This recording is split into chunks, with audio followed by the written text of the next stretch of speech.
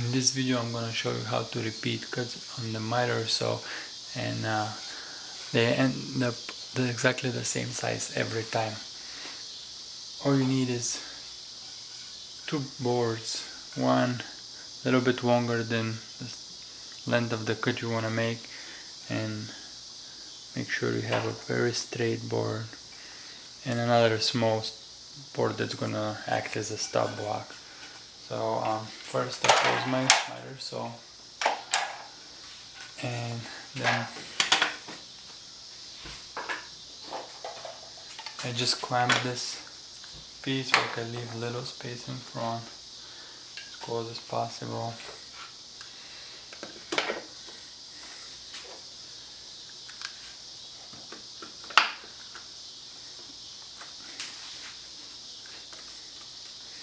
Make sure it stays shrunk and it doesn't move around or go anywhere. Then, in my case, I need 19 and 3/8. So I measure from the blade to 19 and 3/8.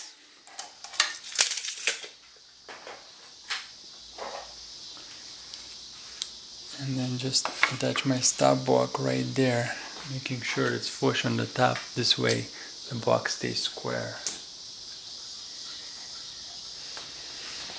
Now every time I cut a piece, I simply wind the piece to the stop block. Make sure it stays flush with this board.